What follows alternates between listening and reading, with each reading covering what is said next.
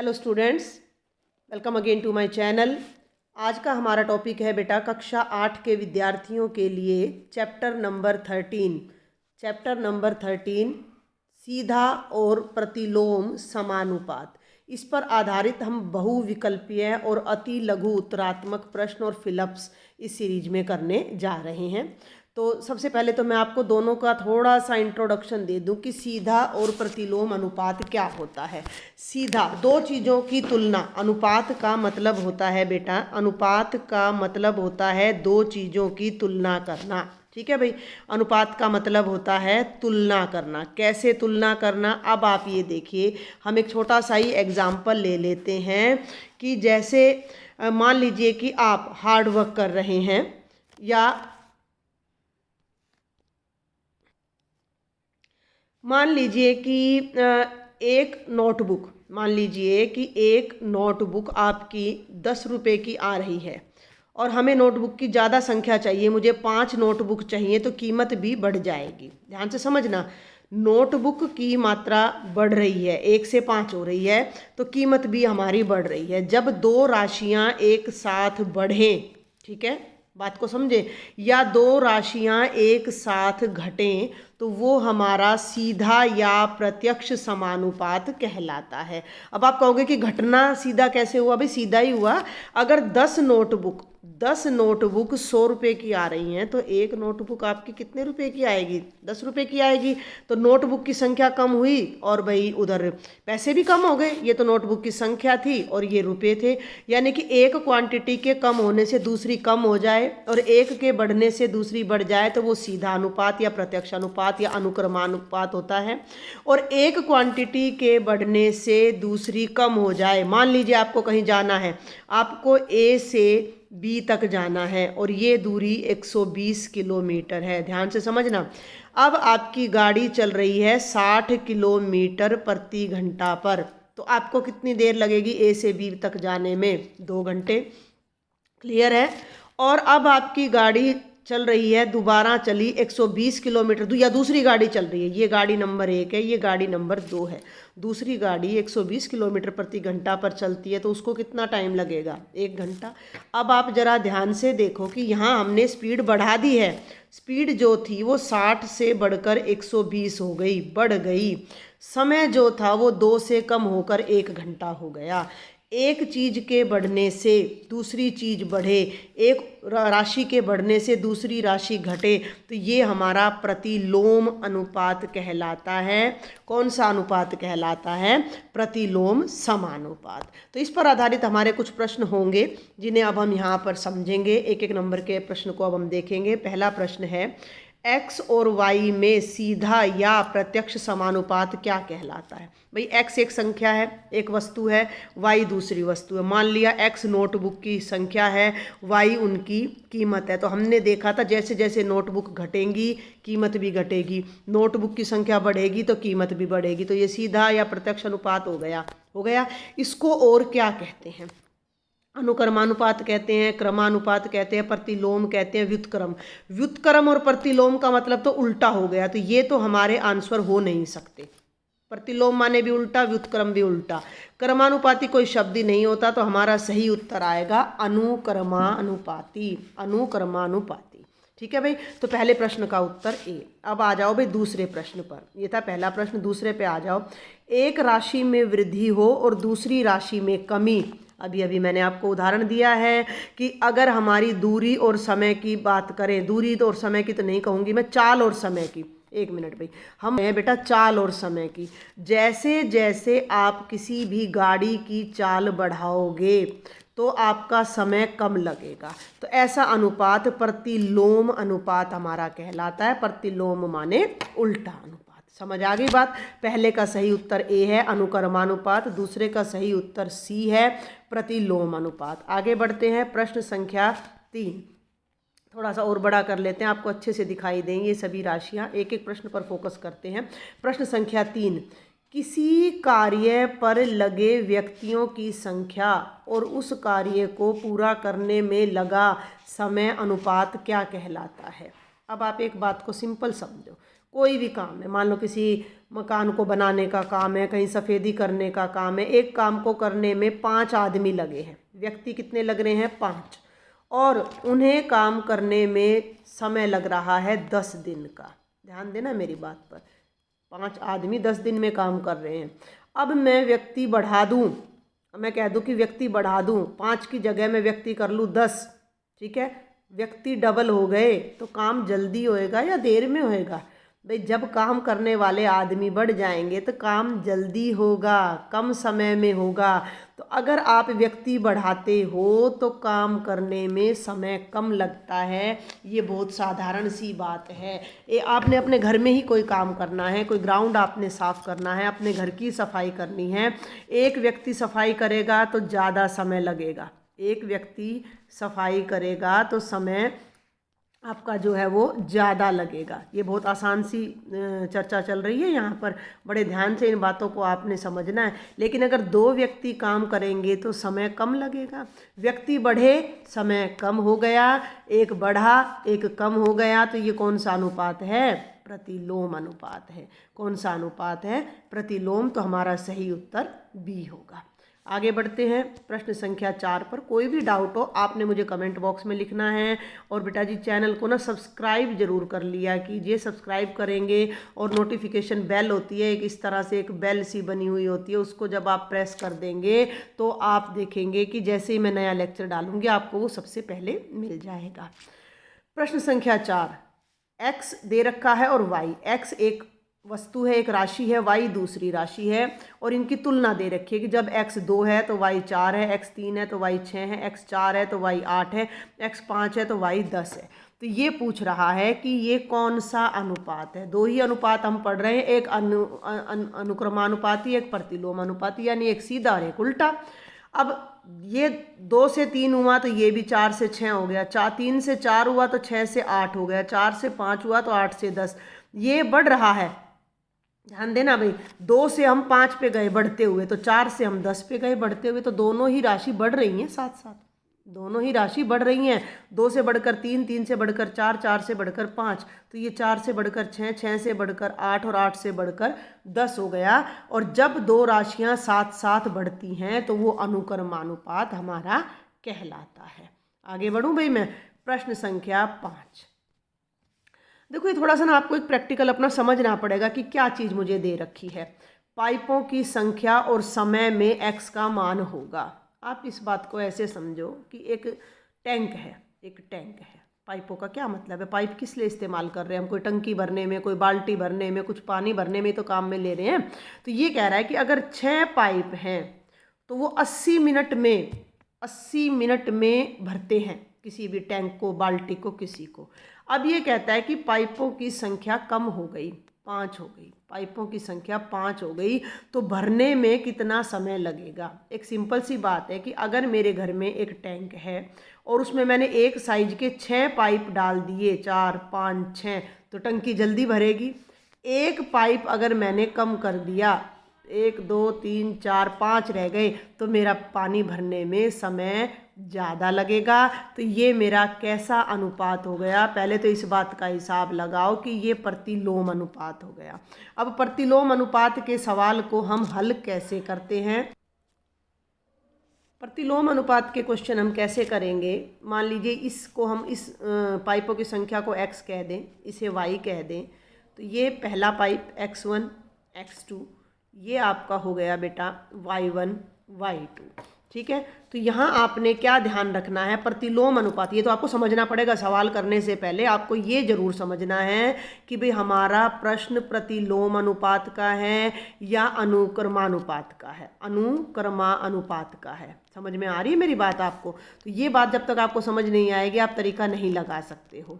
अब आपको प्रतिलोम का एक सीधा सा तरीका क्या ध्यान रखना है कि इन दोनों की गुणा को इन दोनों की गुणा के बराबर कर दीजिए, ठीक है भाई। क्या करेंगे कि x1 y1 बराबर है x2 y2, ठीक है। या आप इसे ऐसे भी ले सकते हो कि x1 बटा x2, अब ये उल्टा हो जाएगा, बराबर है y2 बटा y1 है। ध्यान से समझना, इन दोनों की भाग बटे इन दोनों की भाग, उल्टा इन दोनों की भाग बटे इन दोनों की भाग। ठीक है, समझ रहे हैं मेरी बात को भाई। पाइप बटे पाइप बराबर है, अब पहले 6 को किया है तो यहाँ x को करना पड़ेगा बटे 80, या क्या करो इन दोनों को गुणा कर दो, 6 गुणा 80 बराबर है इन दोनों की गुणा कर दो 5 गुणा x। एक तरीका क्या है, अगर भाई 6 पाइप भरने में 80 मिनट ले रहे हैं तो उतना ही रेशो इनका रहेगा, तो ये गुणा और ये गुणा बराबर होनी चाहिए। तो 6 गुणा 80 बराबर है 5 गुणा x। हमें x का मान ज्ञात करना है तो x को राइट साइड में रखेंगे, 5 को लेफ्ट में लाएंगे तो 5 6 गुणा 80 के नीचे आ जाएगा बराबर है x। 5 एकम 5, 5 एकम 5, 5 6 90। ठीक है भाई, 16 पंजे 80 होता है, तो ये हमारा हो गया 16 यहाँ बचा और 6 यहाँ बचा, और 16 और 6 की गुणा आ गई 96, तो x बराबर आ जाएगा 96। तो हमारा सही उत्तर होगा C 96 मिनट, यानी 5 पाइप लगाओगे तो वो 96 मिनट में इसको भरेंगे। ठीक है भाई, आगे बढ़ते हैं बेटा प्रश्न संख्या 6 पर। प्रश्न संख्या 6, शीटों की संख्या, एक मिनट भाई, शीटों की संख्या, शीट है ये हमारी और ये शीटों का भार है। 12 शीट है, किसी भी चीज़ की शीट हो सकती है, लोहे की, प्लास्टिक की, गत्ते की, और उनका भार 40 ग्राम है। तो ये कह रहा है कि x शीटों का भार 2500 ग्राम है, तो इसमें x का मान ज्ञात करना है आपने। ऑप्शन दूसरी तरफ है, मैं दिखाऊंगी। अब आप इसको पहले तो ये समझो कि ये प्रतिलोम अनुपात है कि अनुक्रमानुपात है। ठीक है भाई, अब भार कोई चीज़ है भाई, एक किलो आलू, तो मतलब या 5 आलू, आप ऐसे लगाओ कि 5 आलू हैं और उनका वजन 1 किलो है, तो अगर मैं 10 आलू लूँगी तो वजन बढ़ेगा कि कम होएगा? बढ़ जाएगा, वो 2 किलो हो जाएगा। अगर मैं 15 आलू उसी साइज के ले रही हूँ तो वजन बढ़कर 3 किलो हो जाएगा। यानी कोई भी चीज़ की संख्या बढ़ती है तो वजन भी बढ़ेगा। तो ये संख्या में चेंज आया, अब यहाँ देखो वजन बढ़ रहा है तो संख्या भी बढ़ रही है, तो ये सीधा अनुपात है। इसको हम सीधा अनुपात भी बोल देते हैं। मैं बार बार बता रही हूँ, आप ध्यान से सुनो भाई, इसको हम प्रत्यक्ष अनुपात भी बोल देते हैं, हम इसको अनुक्रमानुपात भी बोल देते हैं। तो ये सीधा अनुपात है। तो सीधे अनुपात में क्या करना है कि इन दोनों की भाग बटे इन दोनों की भाग, इसमें भाग करना है। व्युत्क्रम में हमने क्या किया था, इन दोनों की गुणा को इन दोनों के बराबर किया था। ठीक है, तो अब हम करते हैं 12 बटे 40 बराबर है x बटे 2500। समझ आ रहा है आपको? 12 बटे, मैं थोड़ा साफ प्लेस लेने की कोशिश करती हूँ ताकि आपको यहाँ साफ जगह में कैलकुलेशन अच्छे से दिखाई दे। हम कर रहे हैं क्वेश्चन नंबर 6, तो 12 बटे 40 बराबर है, प्रत्यक्ष अनुपात है, मैंने पहले ही आपको बता दिया है, x बटे 2500। आपको दो ही बातें याद रखनी कि दो चीज़ें इकट्ठी बढ़ें या इकट्ठी घटें तो वो प्रत्यक्ष अनुपात होता है। एक के बढ़ने से दूसरी घटे या एक के घटने से दूसरी बढ़े तो वो प्रतिलोम अनुपात होता है। ये चीज़ आपको अपने आप बार बार अभ्यास करोगे तो उससे भी आएगा और कुछ देखने से भी पता लगेगा, क्वेश्चन करने से भी। तो ये प्रत्यक्ष अनुपात है, तो इन दोनों का भाग बराबर है इन दोनों का। अब हमें x की वैल्यू ज्ञात करनी, तो x को यहीं रखो और 2500 को लेफ्ट में ले आओ। अब 2500 यहाँ पर डिनोमिनेटर में है, हर में है, भाग में है, तो लेफ्ट में आकर गुणा में हो जाएगा। किसकी गुणा में? 12 की गुणा में ये आ जाएगा। तो ये हो जाएगा 12 गुणा 2500, 40 पहले ही नीचे है, बटे 40 बराबर है x। ध्यान देना भाई, 0 से 0 कट गया, 4 एकम 4, 4 तिये 12, 3 बचा और 250 बचा। 3 और 250 की गुणा आएगी 750। कितनी आएगी? 750 बराबर है x। तो x का मान होगा 750। ध्यान देना है कि अगर 12 शीटों का वजन 40 ग्राम है तो x की वैल्यू कितनी आ रही है? 750 शीटों का वजन 2500 ग्राम होगा। अब हम अपने ऑप्शन पर जाते हैं। तो ये हमारे प्रश्न नंबर 6 के 4 ऑप्शन थे, जिसमें हमारा सही ऑप्शन ए है। आगे बढ़ूँ बेटा, अब मैं प्रश्न संख्या 7। कोई भी समस्या हो जरूर से जरूर आपने मुझे बतानी है कमेंट बॉक्स में लिखकर। तय की गई दूरी कि ये 2 कॉलम दे रखे हैं, 75 किलोमीटर चला या 250 चला, और लिया गया समय 60 और y। अभी मैंने आपको बताया है कि चाल और समय उल्टा होता है लेकिन दूरी और समय सीधा होता है। भाई देखो, अगर हम 75 किलोमीटर जाने में हमें 60 मिनट लग रहे हैं भैया, 60 मिनट का मतलब हो गया बेटा 60 मिनट का मतलब हो गया 1 घंटा। तो 250 किलोमीटर जाने में समय कम लगेगा कि ज़्यादा लगेगा? ज़्यादा लगेगा, समय हमें ज़्यादा लगेगा। तो ये कौन सा अनुपात है? प्रत्यक्ष। कौन सा अनुपात है? प्रत्यक्ष, सीधा अनुपात है। सीधा अनुपात है, इसको हम x ले लें, इसको y। आपको 1 नंबर में कुछ नहीं करना, इन दोनों की भाग बटे इन दोनों बराबर इन दोनों की भाग, यानी कि 75 बटे 60 बराबर है 250 बटे y। प्रत्यक्ष अनुपात का ही चल रहा है ये प्रश्न भी, ठीक है। 75 बटे 60, थोड़ा छोटा करके मैं यहाँ लिखती हूँ ताकि हम क्वेश्चन को इसी में कवर कर सकें। बराबर है 250 बटे y। y नीचे है तो इसको हम लेफ्ट साइड में ले जाएंगे, ऊपर चला जाएगा 75 की गुणा में, ठीक है। कैसे करते हैं? आर पर गुणा पता होना चाहिए आपको। ये तो इसके साथ चला जाएगा y, और 60 250 के साथ, तो 75 गुणा y बराबर है 250 गुणा 60। अब हमें वैल्यू किसकी निकालनी है? y की। तो y को यहीं रखेंगे और 75 को यहाँ से हटाकर इसके नीचे ले जाएंगे अगले स्टेप में। अब हम डायरेक्ट भाग करते हैं, 25 एकम 25, ना जाने की 0, और 25 तिया 75, और 3 से 60 भाग हो जाएगा, तो 3 दूनी 6, ना जाने की 0। ऊपर क्या बचा? एक 20 बचा, एक 10 बचा। 20 और 10 की गुणा कितनी आ गई? 200। तो y का मान 200 हो गया, यानी कि 250 किलोमीटर जाने में हमें 200 मिनट लगेंगे। तो देखते हैं कौन सा ऑप्शन है। ये हमारा सही ऑप्शन नंबर बी है। आगे बढ़ते हैं, प्रश्न संख्या 8। ध्यान से देखें।